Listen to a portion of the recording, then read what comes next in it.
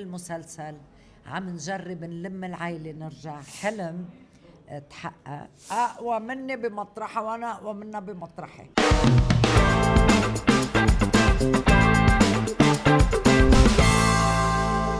أهلا بكل مشاهدي لنا ببرنامج سعيد أند ذا ستارز، واليوم الستار النجمة اللبنانية القديرة رندا كعدي. أهلا وسهلا فيك ست رندا. أهلا فيك يا قلبي. ما بدي أقول لك ست رندا، بدي أقول لك رندا لأني بحبك. فيك تقول لي مارجو شو عملت بالحرام يا مارجو؟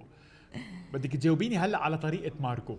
إيه ليش لا؟ يلا. على طريقة مارجو، مين أقوى بالدور؟ أنت أو صبوحة تقلى شمعون؟ على طريقة مارجو. لك ما في مين أقوى ومين أقل، في كل واحد عم يلعب دوره كما يجب. الفنان الشريف العفيفي النظيف مش أقوى مني. لا، أقوى مني بمطرحها وأنا أقوى منها بمطرحي. هيك لازم.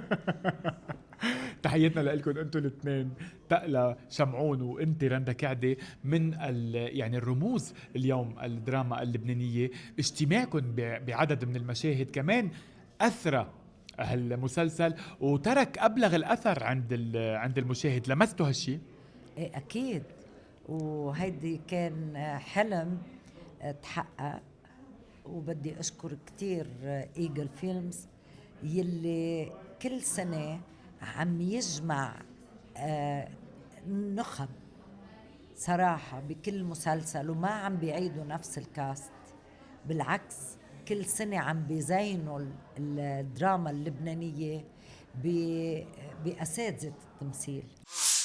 ليش الزعل يا مارجو؟ خلصينا يا بنت الحلال، اديني نص ليل عفراجو. اديني اسكتي. خلينا نحكي عن كواليس صناعة هيدي الشخصية. شخصية مركبة سواء بأدائها، بنبرة صوتها، بشكلها، بحركتها، بكل التفاصيل. خبريني عن كواليس صناعة هاي الشخصية. أولاً مكتوبة على الورق بشكل هالكاركتير نافر عن الورقة، يعني واضح.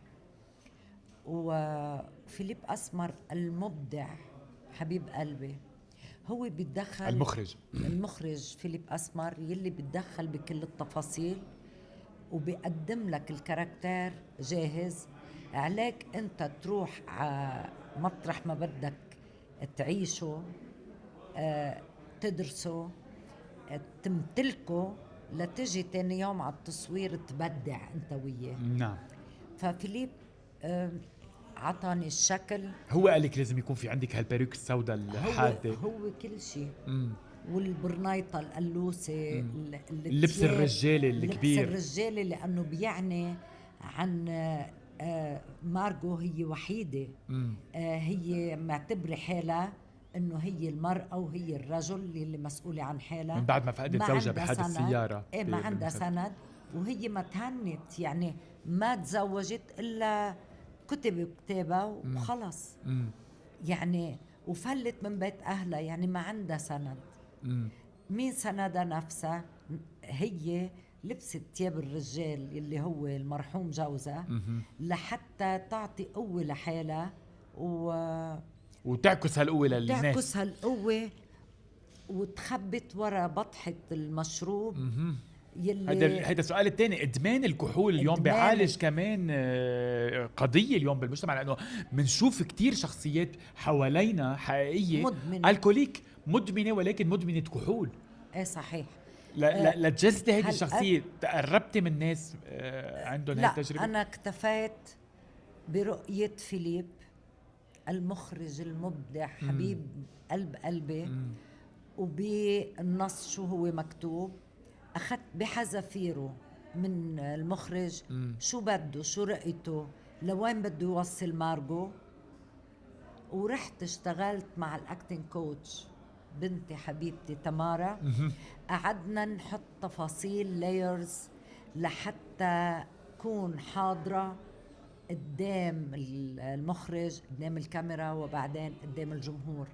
يعني أنا دفواري بعمله بالبيت، فرضي يلي بشتغل عليه لكون جاهزة قدام المخرج. أنا ما بقدر أحط النص قدامي وأقرأ على السات وأقوم مثل.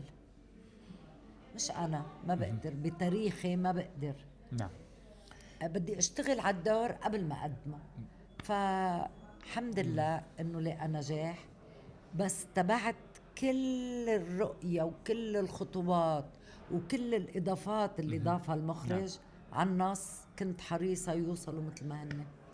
انت حقك فرانك مقدوح، بعدين لشو سرقت لي البطحة تبعي؟ في حدة كمان بالملامح لمسناها، يعني الوجه دايما تقريبا اذا بدك لونه اصفر مع الاسود مع الحبوب الكبيرة اللي انحطت على الوجه، كمان كانت متقصدة انكم تحطوها لتزيدوا حدة الملامح، او اذا بدك يعني مش لا، اكتمال وسخ الحياة اللي هي عايشته. هالإنسان المتروك المدمن بيصير يعني بيصير كله وسخ. شعره بتحس انه يمكن ما بتحممه بالسنة مرة.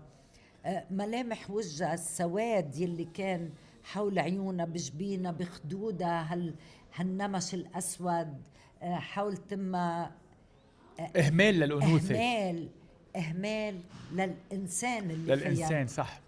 صحيح. هي لأنه كانت أنثى وذكر، هي إنسان متروك. في بعض الانتقادات اللي لمستها على السوشيال ميديا انه رندا كعدي على الرغم من انه في كتير اثنوا على الدور طبيعته المركبه، ودايما بتعرف انت الادوار المركبه بتخطف النظر وبتخطف صحيح. المشاهد، وكان ذكي انك تاخدي هيدا الدور. الا انه البعض انتقد انه رندا كعدي ممثله بهذا الحجم اليوم تلعب دور سكيرة بآخر عمرها، عم تعمل هيك أدوار، يعني عم تسمعي ناس بتنتقد هيك سلبيا. ما عليه، لأنه الجمال نسبي والرأي العام.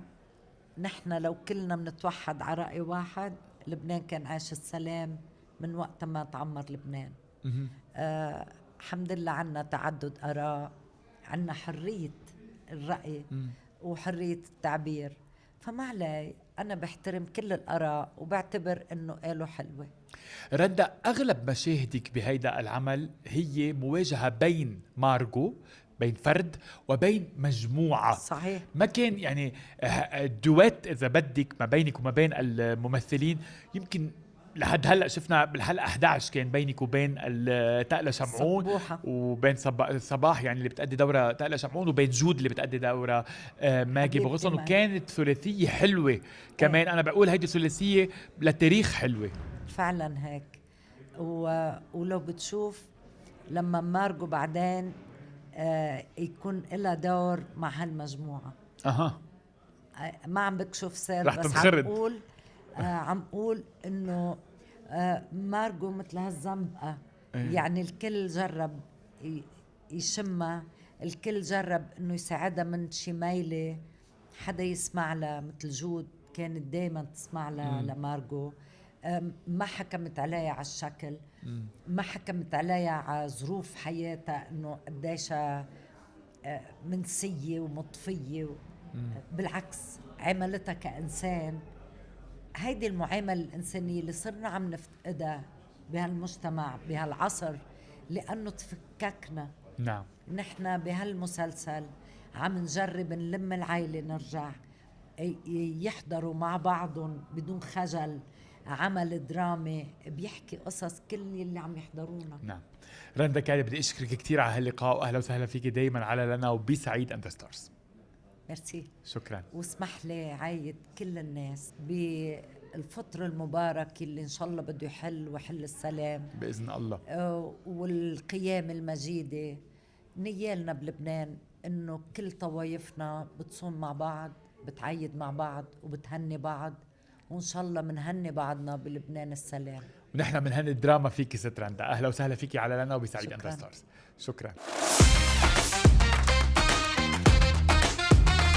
أمي القبر جيبي لي حبتين لوجع الراس دغيلك.